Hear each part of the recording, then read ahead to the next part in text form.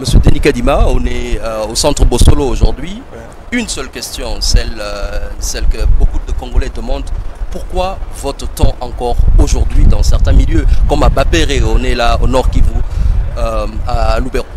Écoutez, le processus électoral a un seul but, c'est de permettre aux Congolais de s'exprimer par rapport aux candidatures devant eux. Alors, il s'est fait que nous avons eu beaucoup de difficultés d'ordre logistique, mais il y a aussi le temps, parce que nous sommes durant la saison pluvieuse. Il y a des endroits où l'hélicoptère ne pouvait pas aller déposer le matériel. Qu'est-ce qu'on fait? On dit que non, on a déjà dépassé le jour et on arrête. Non, je pense que le plus important ici, c'est pas de trop s'attarder sur le fait que nous ayons étendu au-delà du premier jour. La vérité est que si nous ne le faisons pas, il y a des partis qui vont nous attaquer en justice parce qu'ils n'auront pas atteint le seuil par le simple fait que nous ne leur avons pas permis de participer au processus. Donc, ce n'est pas une question de respecter religieusement une date, mais c'est plus une question de participation, une question d'honorer et de respecter le droit de tout un chacun. J'entends certaines parties, certaines personnes dire qui se reposent sur l'article 52 de la loi électorale qui permet à la CENI notamment de laisser la file jusqu'à ce que la file soit épuisée avant que l'on puisse clôturer. Mais là, on a dépassé 2, 3, 4, 5, 6e jour. N'est-ce pas qu'on est au-delà de la loi? N'est-ce pas que c'est des élections qui se passent dans un cadre hors la loi? Si on n'est pas au-delà de la loi, si on est au-delà de la loi, mais on n'est pas au-delà de la Constitution. C'est la Constitution qui nous oblige de permettre à tout Congolais de participer au vote, d'exprimer sa voix, son choix. Mais alors, et comme je l'ai expliqué aussi, nous avons un système électoral qui exige qu'on participe là où on est, enfin on participe partout. Et si un parti n'atteint pas le seuil, ils peuvent facilement dire que c'est parce qu'on n'a pas ouvert à ce lieu-là. Donc, que chacun se pose la question de savoir quel est le moindre mal.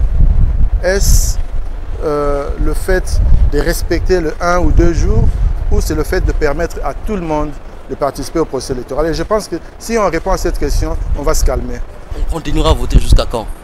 Jusqu'à ce qu'on puisse voter. C'est-à-dire même demain, après-demain? Pourquoi pas? Ma question, c'est par rapport aux irrégularités. On en a dénombré un certain nombre. Est-ce que vous avez aujourd'hui une idée de leur ampleur, de leur localisation et surtout, quelle suite vous allez accorder à toutes ces irrégularités dénoncées ça et là? Vous savez, ces irrégularités, il faut commencer d'abord par sympathiser avec la CENI. Parce qu'il y a des gens qui ne comprennent pas que ces choses-là ont été faites contre la CENI. Nos agents ont été séquestrés et violemment écartés du processus. Même les témoins des partis politiques ont été attaqués à certains endroits. Mais tout compte fait, ce n'est pas une situation généralisée. C'est quelque chose qui choque, mais ce n'est pas que ça s'est passé comme ça partout.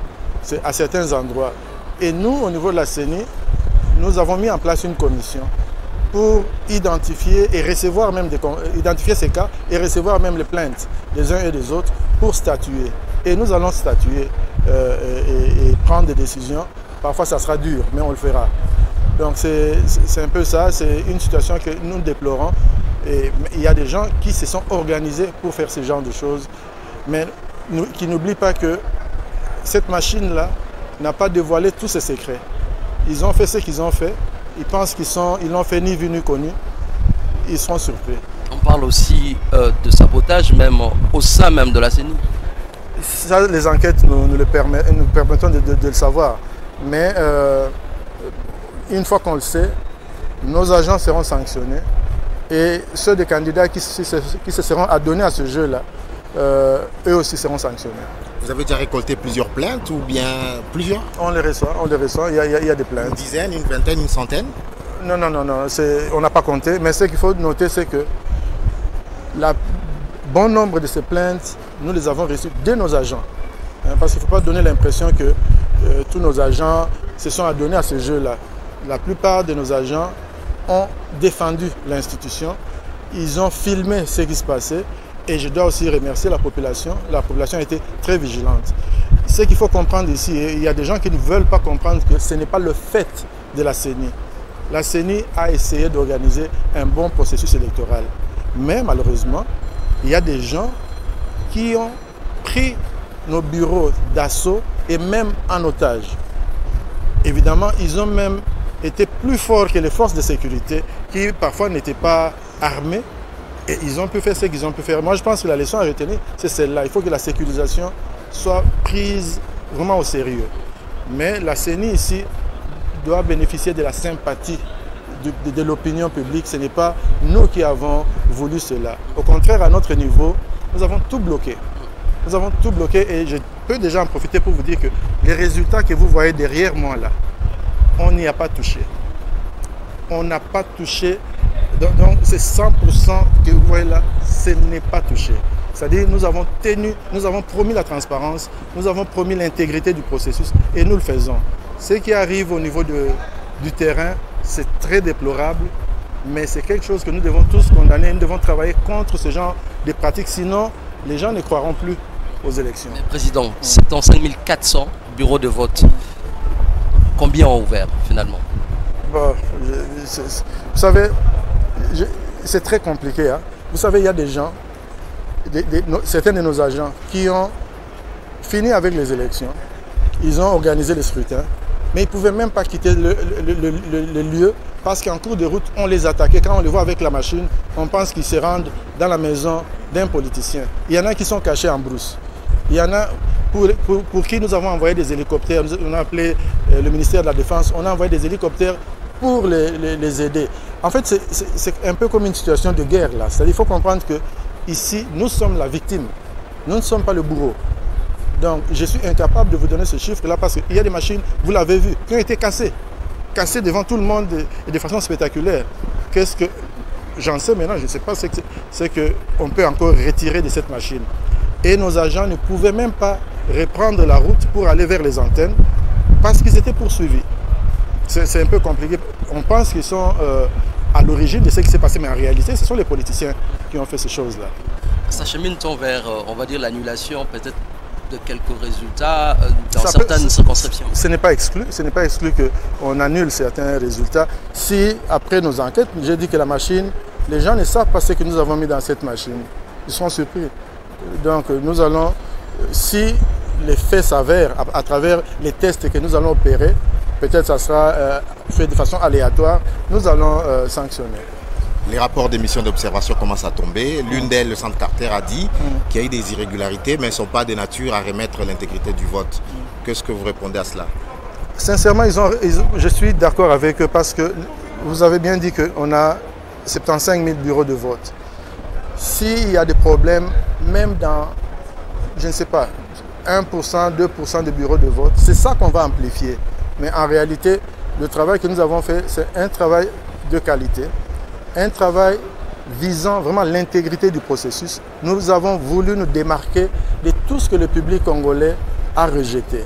Nous l'avons fait, mais nous n'avions pas compté sur la créativité négative de certaines personnes et c'est ce qui nous met dans cette situation. Mais nous devons garder toute chose à sa proportion. Ce n'est pas que c'était généralisé. Ça, c'est ce qu'il faut comprendre. Pas... Sinon, nous n'allions pas afficher ces résultats. Ce n'était pas généralisé. On dit également dans certains bureaux de vote, les PV des résultats ne sont pas arrivés.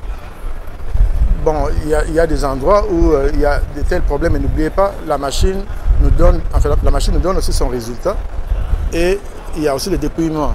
Donc on peut se rabattre sur l'un ou l'autre pourvu que nous fassions certaines vérifications pour confirmer que c'est bel et bien authentique ce que nous avons. Les résultats que nous avons là, c'est le résultat de la machine à voter, donc du dispositif électronique de vote ou bien du dépouillement des bulletins manuels? C'est une combinaison. Une petite question, il y a des bureaux qui affichent plus de 100% de votants, alors que par rapport au nombre d'inscrits, comment vous expliquez cela? Oui, il faut comprendre qu'il y a des personnes qui votent par dérogation. C'est-à-dire, si vous êtes comme moi-même, moi je suis inscrit ici à Gombe, ici même à l'Athénée de la Gombe, mais j'ai voté en Galema, c'est mon quartier là-bas. J'ai voté là-bas parce que je suis un officiel des élections, donc je pouvais voter où je voulais. Donc, et quand je vote, on ajoute mon nom. Donc là où vous avez un taux de participation élevé, ou bien vous avez un grand nombre de personnes autorisés à voter ailleurs que là où ils se sont fait inscrire, ça peut logiquement arriver à dépasser ce chiffre-là. Mais je ne pense pas que ce soit des cas très très nombreux. On va terminer. Vous avez promis que votre souhait, c'est que les Congolais connaissent le vainqueur de ces résultats avant le 31 décembre. Est-ce que, à l'allure où les résultats vous parviennent, vous êtes toujours en mesure de nous dire que ces résultats-là seront connus avant le 31 décembre? C'est notre objectif. On travaille jour et nuit. Je pense que ça va arriver. Alors, si vous avez une réaction par rapport à ce qu'a dit le cardinal Ambongo ce soir, cette nuit, en exprimant sa frustration, qui dit que l'on a assisté à un désordre bien organisé de la part de la CENI, comment vous réagissez à ça? Bon, je dirais que désordre peut-être, mais c'est un désordre désorganisé. Ce n'est pas organisé. Ça veut dire? Ça signifie c'est un désordre qui a émergé, comme on l'a vu là. Mais ce n'est pas nous qui sommes à l'origine de ce désordre. Au contraire, nous avons essayé par tous les moyens de répandre les choses et d'appeler la police. Il y a des gens qui sont arrêtés en ce moment où nous parlons. Il y a des gens qui sont arrêtés. Il y a des machines qui sont en sécurité avec l'intervention de l'armée parfois. J'ai fait intervenir l'armée à Kisangani par exemple. Donc nous n'avons pas croisé nos bras. Le désordre à certains endroits a eu lieu, mais ce n'est pas avec la bénédiction de la CENI. C'est ça aussi qu'il faut retenir. C'est ça notre société. Je l'ai toujours dit. Chaque fois qu'on me demandait est-ce que vous allez organiser de bonnes élections, j'ai toujours dit cette question ne peut pas être posée à la seule CENI. On doit la poser à tout le monde parce que nous nous occupons de la gestion électorale. Il y en a qui s'occupent de la sécurisation, d'autres s'occupent du financement. Et puis la société aussi a un rôle à jouer.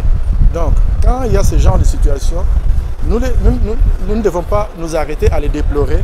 Nous devons nous poser la question qu'est-ce qu'on peut faire pour améliorer? Parce que n'oubliez pas aussi le fait qu'il y avait beaucoup de gens d'attroupement au niveau des bureaux de vote. Il y a des gens qui ont conseillé la population à rester là-bas. Tout ça, j'ai vu des gens être tabassés, rossés. J'ai vu ça un peu partout, à Massimanimba et partout. Qu'est-ce qui s'est passé? Est-ce qu'on n'a pas poussé les gens à la violence? On ne sait pas. Vous voyez donc, s'il y a un désordre organisé, moi je dirais que ce n'est pas quelque chose d'organisé par nous, mais par d'autres. Par d'autres parce que eux, pendant que nous, on s'apprêtait à organiser des élections crédibles, correctes, eux aussi, ils faisaient leur plan. Et nous avons vu ce que nous avons vu, mais bon, c'est question maintenant de corriger d'abord et puis de tirer des leçons. Le taux de participation? Ça viendra après. Si je vous le dis maintenant, ça serait complètement une aberration, ça sera faux.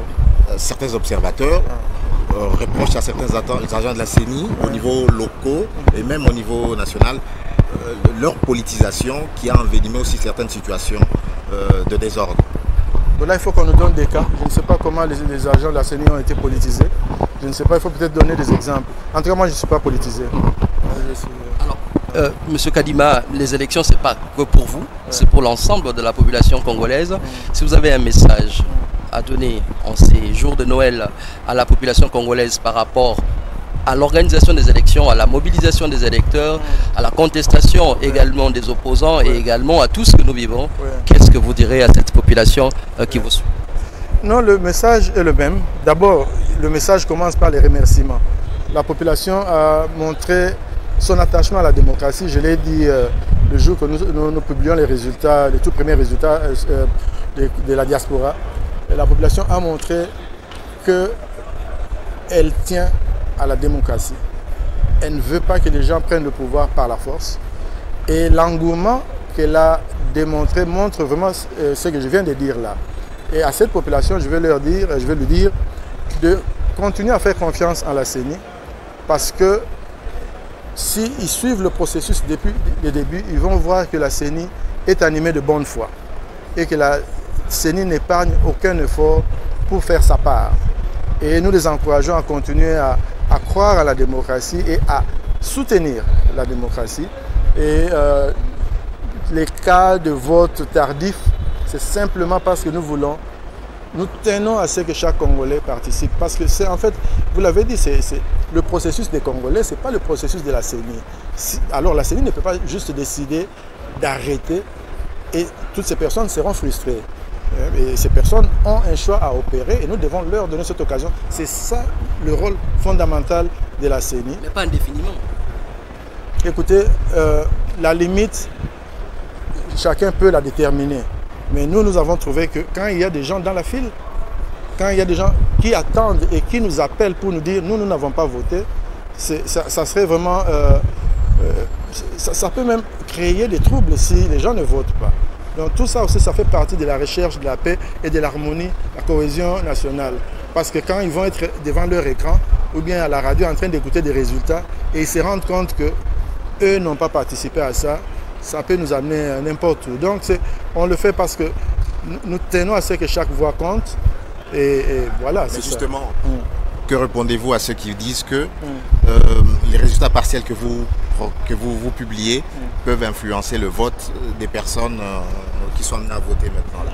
Bon, c'est une possibilité, mais nous ne pouvons pas non plus laisser tout le monde dans le noir. Les gens vont nous accuser d'être en train de tripoter, de toucher aux résultats. On n'a pas le choix. Il faut rappeler que c'est une infime minorité qui est en train de voter en ce moment. Mais ce que nous faisons, je pense qu'on fait, les actes que nous posons, nous le faisons bien, c'est responsable. Nous devons nécessairement commencer à publier les résultats pendant que les autres votent. Si ça va les influencer, ça serait dommage, mais c'est vraiment un groupe qui ne pourra pas nécessairement influencer les résultats, du moins au niveau présidentiel. Monsieur Kadima, on vous dit merci. Merci, tout le plaisir pour moi.